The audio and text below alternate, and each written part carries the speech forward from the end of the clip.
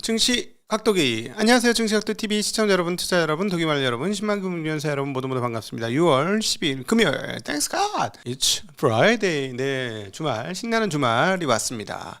주식시장이 정말 상상할 수 없을 정도로 큰 폭으로 변동성을 보여주고 있습니다. 전 이거 하루에 1000포인트 움직이는 거 아니야? 할 정도로 작년에 거의 한 700포인트 움직였어요. 장중에 8%대의 강세를 보여주는 진짜 초강세 흐름을 보여줬고요.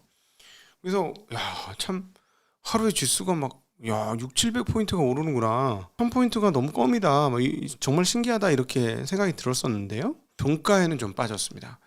그럼에도 불구하고 오늘 시장 참여하신 분들은 대체적으로 다 즐거웠을 확률이 매우 높습니다. 왜냐하면 오른 종목이 정말 압도적으로 많았어요. 이런 날이 최근에 별로 없었는데 보시면 오른 종목 거래소에는 753종목, 내린 종목 144종목이라서 내린 종목보다 5배 이상 많은 종목들이, 그러니까 웬만하면 다 올랐다. 떨어진 종목은 가뭄에 콩났다. 이런 정도로 말씀드릴 수 있겠습니다. 그러나 장막판에 조금 심각하게 훅 빠져서 8,000이 깨질 뻔한 흐름들 잠깐 보여줬고 8,100으로 장중 고점 대비 300포인트나 밀리면서 마감이 되었습니다.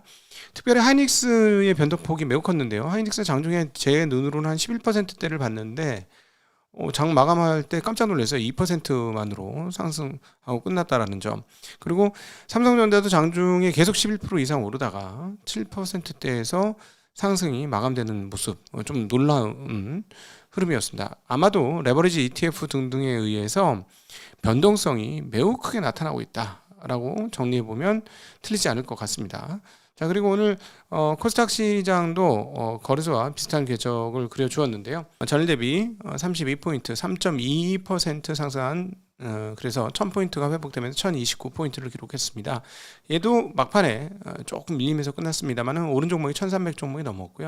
내린 종목이 367개라서 엄청나게 강한 모습들을 보여주었습니다. 오늘도 장비주들이 엄청난 강세를 보여줬고요. 원익 IPS 상한가 보이시죠?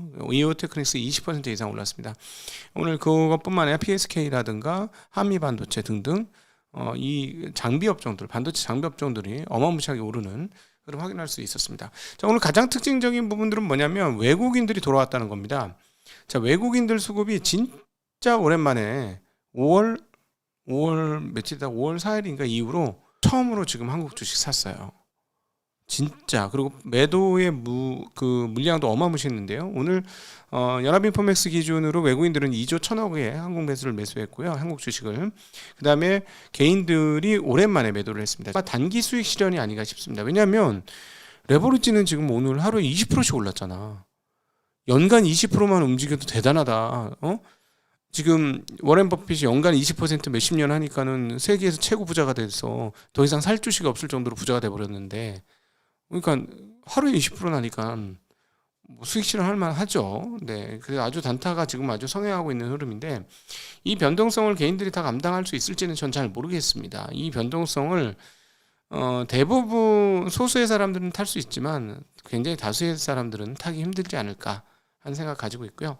자, 거시경제 지표 흐름 한번 살펴보도록 하겠습니다. 오랜만에 금리가 매우 큰 폭으로 빠졌습니다. 10년물이 미국하고 붙었어. 4.3이야. 완전히 미쳤나봐 이랬는데 오늘 무려 11bp나 빠지면서 4.2% 10년물이 뚝 떨어졌습니다. 이제 금리는 오르는 게 확실하고 그 다음에 2번 이상 오를 거로 시장에서 예상을 했는데 너무 시장의 생각이 과했던 건가요? 이렇게 금리가 좀 떨어졌습니다.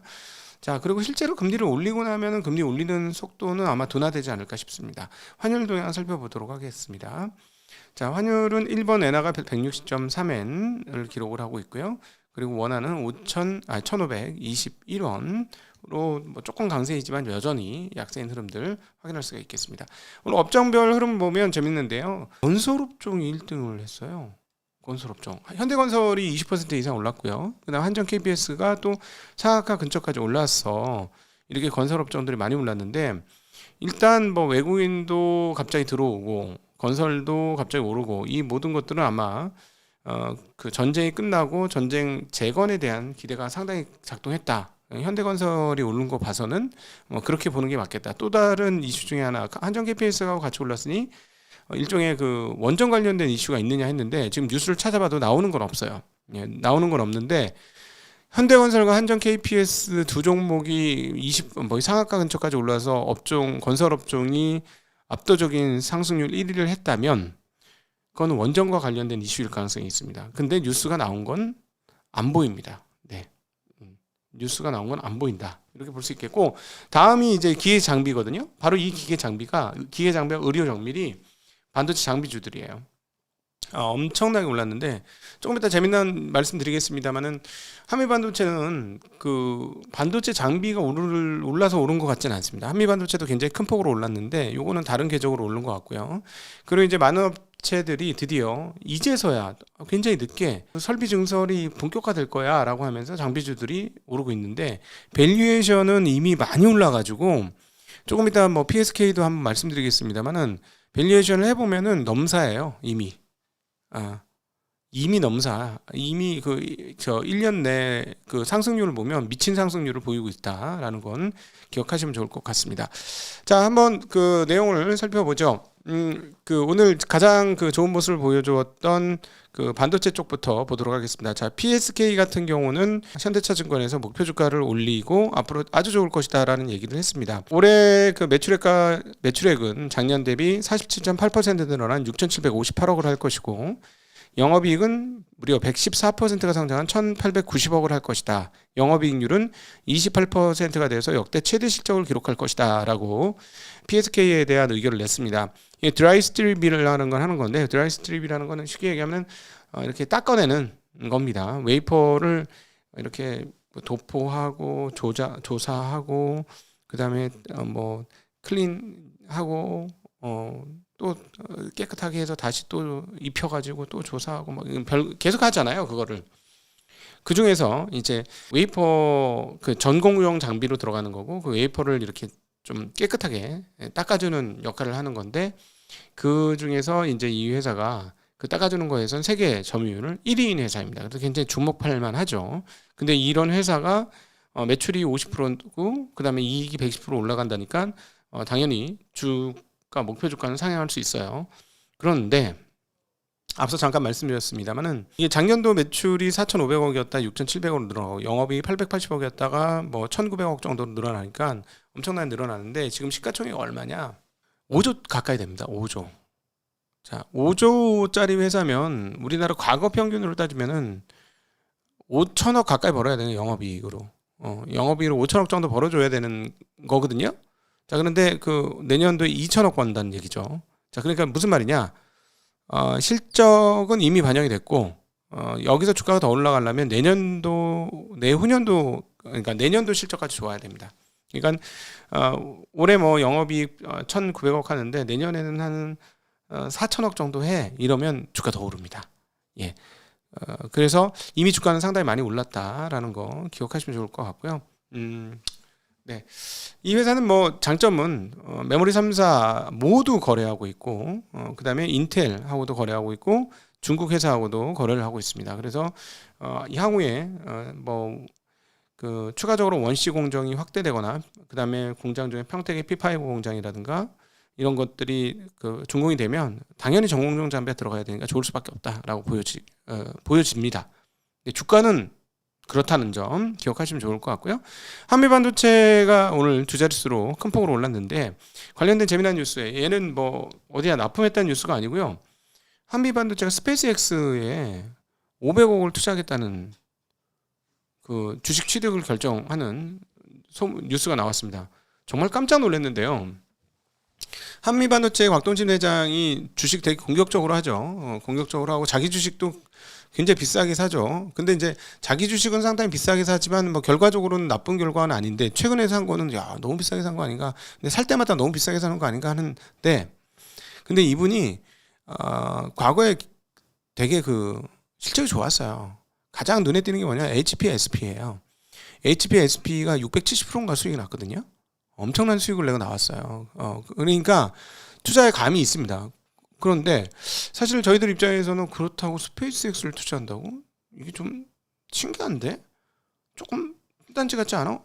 했는데 회사에서 밝히는 바는 뭐냐면, 회사에서는 향후에 스페이스 X가 상장되고 나면 얘네가 이제 테라펩 같은 거 짓는데 그런 것들 초대형 반도체 제조 시설을 하면 우리 장비도 써야 되니까 그거에 대한 선제적인 전략적 투자다 이렇게 얘기를 했습니다. 그걸 알아줄까? 스페이스 X에서 이런 생각이 들었는데 하나 더 이유가 있더군요. 이 회사가 HPSP 그 투자를 해서 어마무시한 수익을 냈잖아요. 근데 그 HPSP는 누가 대주주였냐면 크레센도 에쿼티 파트너스가 대주주였어요. 근데 이 크레센도 에쿼티 파트너스는 누가 투자한 거냐? 피터 틸이 투자한 겁니다. 피터 틸. 그런데 이 크레센도 에쿼티가 과거에 한국에 들어왔을 때 처음으로 투자한 회사가 바로 이 한미반도체라는 거예요. 2013년에. 그러니까 그때부터 피터 틸과 곽동신 회장의 인연이 시작이 된 것이고 이 인연으로 인해서 HPSP의 대주주인 크레센도 에쿼티 파트너스가 가지고 있었던 그 HPSP를 약간 그 인연인 것 같죠? 한미반도체가 곽동신은 375억, 한미반도체 375억 사가지고 얼마로 엑시트를 했다? 거의 5천억 가까이 엑시트를 했습니다.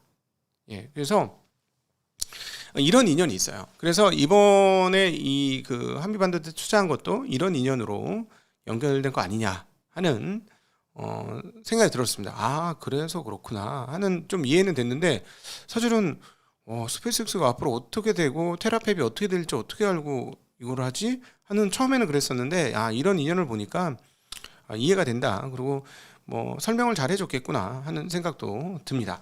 자, 요건 그렇고요. 그 반도체 관련해서 뉴스가 이제 이왕 한 거 반도체까지 다 하고 끝내도록 하겠습니다. 아침에 말씀드렸던 구글이 그 10세대 TPU를 삼성전자에다 맡긴다라는 말씀 드렸잖아요. 근데 이거 도대체 뭐지? 칩 제조는 TSMC한테 맡기는데 2나노 공정으로 TPU를 뭐 만든다 그래서 패키징인가 이런 말씀 드렸는데 대체적으로 지금 보도 나오니까 머리에 정리가 됐어요. 설명을 드릴게요. 아침에 제대로 설명 못 드렸으니까. 일단 먼저 구글이 TPU 제작을 TSMC한테 맡깁니다. 근데 이제 이 TPU를 가지고 쉽게 얘기하면 지금 GPU 세트 같은 걸 만들겠다는 거예요. TPU 칩을 달고 주변에 HBM을 달아야 되는 거죠. 근데 HBM을 만들 때 기본에 베이스 다이를 넣어야 되는데 베이스 다이를 2나노 공정으로 하겠다는 얘기로 들립니다. 베이스 다이가 기존에 딜에 몰리는 것보다 조금 더 사이즈가 큰데요. 그 베이스 다이를 2나노 공정으로 만들어서 그것과 TSMC에서 만들었던 TPU를 연결하는 작업을 삼성 파운드리가 맡아라 라는 얘기로 보입니다. 기존에는 어떻게 했죠? 엔비디아 같은 경우는 엔비디아 GPU를 TSMC에서 만들고 HBM, 하이닉스만의 HBM을 갖다 떠가지고 자기네 기판 밑에다가 다 붙이는 작업을 저기서 했죠. TSMC에서 했죠. 근데 이거를 TPU는 TSMC에서 만들지만 나머지 붙이는 작업은 삼성전자 파운드리에서 한다라는 것으로 해석이 가능한 것 같습니다. 이게 가장 유사한 해석인 것 같습니다. 그래서 좋죠. 아주 좋은 뉴스다라고 말씀드릴 수 있을 것 같고요. 자, 그리고 이제 요 앞단, 반도체를 매입해주는 앞단, 최선 앞단, 즉 데이터 센터를 구동시키는 최신의 앞단은 결국은 AI 기업들인데요. 자, AI 기업들이 최근에 에이전트 최종 시험을 또 쳐봤다고 해요. 그래서 챗GPT 5.5하고 그다음에 클라우드 페이블 5하고 뭐 컴포서 뭐 이런 것들이 비교를 해봤는데 버클리 그 연구진이 했답니다. 그 새로운 벤치마크 테스트인 ALE를 공개했다라는 건데요. 여기서 보니까 그동안에 최근에 뭐 엔트로픽 클라우드 잘 나간다고 난리였잖아요. 근데 저도 요즘에 챗봇 지난번에 제미나이가 완전한 헛소리를 하더라고. 완전한 헛소리. 갑자기 왜 그런지 모르겠는데 완벽한 헛소리를 미쳤나? 계속 아니야 너 잘못했어 아니 그렇게 내가 했는데 너 지금 잘못 알고 있는 거야 했더니 아닙니다 이렇습니다 계속 우기는 거예요. 그래서 그냥 바로 끊어버렸어요. 안 쓰게 되고 그래서 제가 클로드 챗을 쓰기 시작했는데 생각보다 잘 대답하더라고요. 잘 대답을 했는데 근데 요 테스트에서는 뭐가 나왔냐면 클로드 페이블 5가 통과율이 22%고 GPT-5 5.5는 24%. 그래서 GPT 5.5가 조금 더 높았다라는 거고요. 문제는 페이블 5가 비용이 훨씬 높다라는 거죠. 그런데 그런데 조금 더 난이도가 높은 최고 난이도의 과제에서는 두 모델 모두 통과율이 0%였답니다. 그러니까 현재 AI 모델들이 벤치마크 시험에서는 뛰어난 성적을 보일 수 있지만 실제 복잡한 업무 환경에서 요구되는 종합적인 문제 해결 능력은 아직 크게 부족하다라고 보도가 되고 있습니다. 그러니까 얘네가 실제로 일을 시켜본 것 같아. 이 버클리 쪽에서 연구진들이 AI한테 실제 일을 시켜봤는데 해보니까 통과율이 여기는 24% 저기는 22% 나왔고, 근데 그거보다 진짜 어려운 거 과제를 딱 시키면 완전 헤매더라라는 거죠. 그래서 뭐라고 얘기하냐면 시험을 잘 푸는 AI하고 실제 일을 잘하는 AI 사이에 상당한 격차가 있다. 예. 그래서 현존하는 최상위의 에이전트 AI조차도 실제 복합적 업무를 안정적으로 수행하는 데는 한계가 있다라는 얘기를 하고 있습니다. 자, 근데 저는 개인적으로 이거는 도구로 사용하는 게 맞다고 생각이 들어요. 그러니까 잡무는 처리 잘해주죠. 그러니까는 그 시니어들이 너무 편해졌어요. 시니어들이 이 AI를 써서 이것 좀 알아봤으면 좋겠는데 하면 그 옛날에는 사람한테 자기가 시간이 바빠, 자기가 해야 될 일이 계속 있어. 그래서 뭐 후배들이라 아니면 부하 직원들한테 이렇게 하는 경우들이 있잖아요. 근데 그럴 필요 없이 그냥 자기가 직접 물어보면 대답을 해주니까 시니어들은 대충 감을 잡고 있잖아요. 그러니까 얘가 헛소리 하는지 안 하는지도 금방 구분을 하니까 아 이거 맞는 것 같다 하면 이제 채택이 되는 거죠. 그럼에도 불구하고 얘네한테 모든 걸 맡기면 안 된다. 근데 요즘 젊은 친구들은 여기에 대한 의존도가 너무 커지고 있는 것 같아요. 모든 걸 다 맡기려고 그러는 것 같아요. 편하니까. 이거 시니어분들 조심하셔야 됩니다. 개판 납니다. 제가 보니까 잘못하면 딱 보면 알아요. 이거 AI로 했는데? 그러니까는 거의 다 AI로 작성해 오는 거야. 그러면 너 사실은 되게 좀 품이 없어요. 그런 것들은 품위가 없다고 딱 느껴짐이 오거든요. 시니어분들은 조심하셔서 이거 AI의 관여도가 몇 퍼센트인지 빨리 구분하셔야 됩니다. 그래서 완전 수단으로만 쓰셔야죠. 그러니까 뭘 좀 꾸며준다거나 디자인을 예쁘게 좀 만들어준다거나 그거 내가 직접 하려고 그러면 이거 어떡하지? 시니어들은 거기서 절벽을 느끼잖아. 이거 좀 예쁘게 꾸며야 된다. 어떻게 하지? 그럼 얘네들한테 야 빨간색하고 노란색하고 파란색 섞어가지고 예쁘게 한번 만들어봐 하면 가끔씩 그럴싸하게 만들잖아요. 이거 너무 후졌는데 뭐 다른 그런 거 하면 하잖아. 계속 이렇게 타닥 하면. 그냥 시니어들은 긴장하셔야 됩니다. 이거 그냥 다 맡기면 안 돼요. 이게 지금 보니까 그런 현상들이 좀 발생되더라고. 얘가 똑똑하게 잘 대답을 해주니까 어떻게 되냐면 얘가 다 해주겠지, 백과사전이겠지, 만능박사겠지 이런 생각을 하는데 아직 아닙니다. 그건 절대 아니에요. 자, 또 하나 중국이 이 뉴스가 지금 계속 나오고 있는데 인듐 인화물을 수출 통제한다고 합니다. 인듐 인화물이 뭐냐면은 요걸 가지고 소재로 해가지고 요게 전기 신호를 광신호로 변환시켜주는 칩 만드는 데 되게 중요하게 쓰는 광석인데요. 그러니까 쉽게 얘기하면은 이 원재료 광석을 보면 좀 반짝거려 얘가. 그래서 그런지 전기 신호를 휙휙 빛으로 바꿔주는 걸 잘해요. 그러니까 광통신을 통해서 뭐가 이제 신호가 딱 오면은 그거를 요 끝단에서 또 광으로 또 바꿔줘가지고 연결해주고 뭐 이런 것들을 잘하는 것 같아요. 요건데 인듐. 중국이 이거 70%의 생산량을 가지고 있습니다. 그러니까 히토리우 같은 거는 완전히 중국이 꽉 잡고 있는데 얘네들이 그 수출 제한을 걸었어요. 자, 그러니까 이 광통신 칩 만드는 회사들이 지금 어려움을 겪고 있다. 대표적인 게 이제 코이런트 이런 회사인데 엔비디아가 코이런트와 루멘텀 이 모두 광통신 하는 회사잖아요. 20억씩 투자를 했지 않습니까? 지난 3월에. 근데 이 회사들이 이것 때문에 좀 어려움을 겪고 있다. 왜냐면 요거를 소재로 해가지고 기판 같은 거를 만드는 회사가 ATX 이런데 ATX가 대부분의 기판을 중국에서 가지고 오는데 뭐 중국에서 이런 식으로 하면 이게 수출하거나 이렇게 되게 어려워진다라는 것이죠. 그래서 좀 어려운 상황이다라는 얘기가 나오고 있어요. 그래서 앞으로 중국이 계속해서 딴지를 거는 상황들은 계속될 것 같다라는 생각은 하게 됩니다. 자. 2026년 6월에 나스닥 100의 지수 정기 리밸런싱이 있습니다. 신규 편입 종목은 네비우스, 로켓랩, 아스테라랩스, 코어위브, 테라다인. 좀 들어본 이름 있죠? 최근에 많이 뜬 기업들. 제외 종목은 차터 커뮤니케이션스, 코그니전트, 인스메드, 베리스크, 지스케일러 이런 회사들이 떨어졌다고 합니다. 모르는 회사죠, 대부분. 네. 그래서 참고하시라고 말씀드리고요. 진짜 재미난 뉴스. 대치동에 주식 학원이 생겼답니다.